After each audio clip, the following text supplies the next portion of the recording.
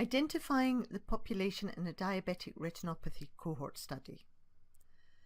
By the end of this presentation, you should understand the basic concepts of the cohort study design, be able to appraise the planning and conduct of a real cohort study into diabetic retinopathy in Scotland.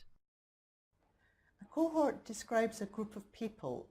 These could be a group of school children, inhabitants of a village, steel workers, that are disease-free at the beginning of the study, and then this population is followed up until either development of the disease or condition or the end of the study. Cohort studies are also called longitudinal studies. When studying diabetic retinopathy, or DR, the main exposure is diabetes, as we know that only people with diabetes develop DR. So we start with a group of individuals, or cohort, who have diabetes but do not have DR. And we collect details of other possible risk factors that may be present in participants.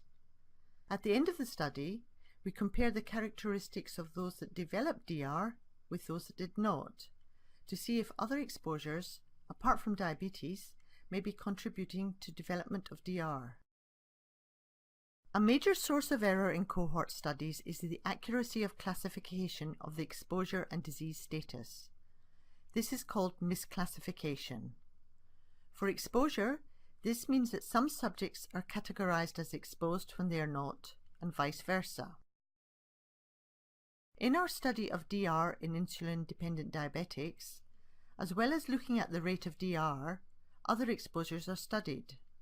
Exposures are known or possible risk factors for a disease, such as smoking or blood pressure level. We can calculate the incidence of DR from the results of the cohort study.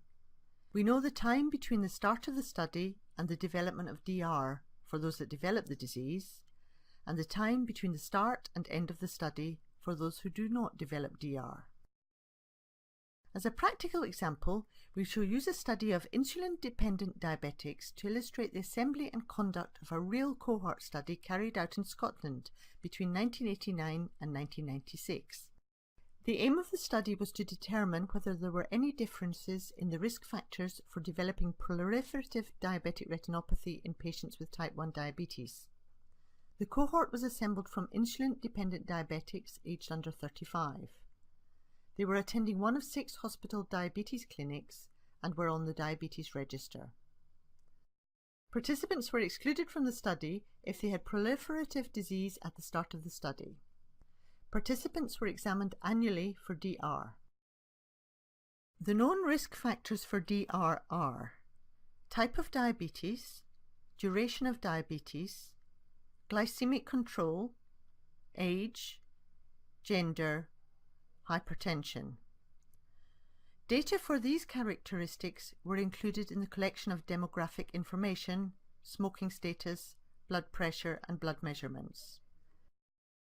In addition to these data, records from the clinic and diabetes register could provide accurate information on age of onset of diabetes, insulin dose, etc. The results of the study showed that duration of diabetes and control of blood sugar levels, measured by the level of glycated hemoglobin, or HbA1c, were the most important risk factors for developing DR. Having diabetes for 15 years or more increased the risk of DR by more than 20 times, and those in the highest quartile of HbA1c had also more than 20 times the risk of developing DR.